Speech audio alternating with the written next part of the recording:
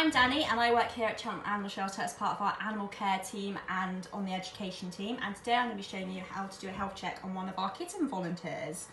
So it's important when doing a health check only to do what your cat feels comfortable with you're doing. I'm going to make it look a bit easy here because I'm doing it on a young kitten.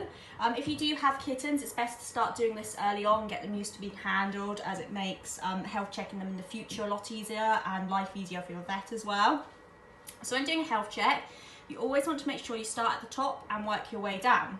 So the first thing we're going to check is the cat's teeth. So here you just want to be checking the gums are nice and pink, not pale, and that the cat's teeth are nice and white. So if you're older cat, you're going to be looking for stuff like tar. Is there any broken teeth? Is there any signs of gum disease? With your kittens, it is normal for their teeth to fall out. So if you health check them and notice there's a teeth missing, then don't panic, that's perfectly normal. You also want to check when you're checking their mouth any ulcers, especially on the tongue, so you want to look out for that as well. So the next thing you're going to check is their nose. So with your nose, you just want to check that there's no discharge, and the eyes, you want to be looking if there's any discharge as well, especially if you're with your kittens, and listen out for signs of sneezing as well. So that could be a sign of something like cat flu, which is basically the cat version of a cold. So with their eyes as well, you want to be looking at how if they're nice, bright and clear. So are they red? Is there any discolourment with your older cats? Have they gone a bit cloudy? And then next up is their ears. So you're just going to look in each of the ear, and you're going to check that there's no cuts, any scabs. You also want to be looking for wax. So it is normal for them to get a little bit of wax in their ears, but you don't want a big build up, otherwise you'll need to seek help from your vets.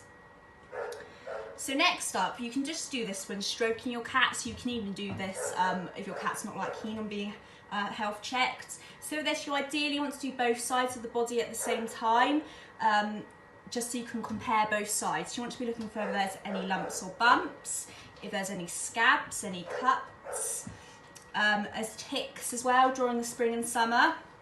You also want to part the fur a little bit, just to check that there's no dandruff, that their skin's not red and sore. And again, this will help you look for ticks as well. With each of the feet as well, you just want to check their claws are okay, they've got no grass seeds. Again, spring and summer, you want to be looking out for that. And that they've not got any sores between their toes. The last thing you want to check is their mobility. So are they moving around normal? So are they able to walk? There's no limping. Are they able to jump up onto things? As you can see from my kitten doing his great escape, he can move around quite happily.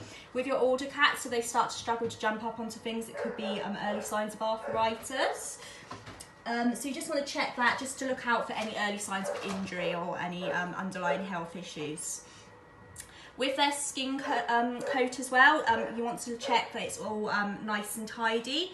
Again, if your cat's early sign of arthritis, if they're struggling to groom themselves, it could be due to them not being able to, so that would be another early sign that your cat's having a little bit of health issues.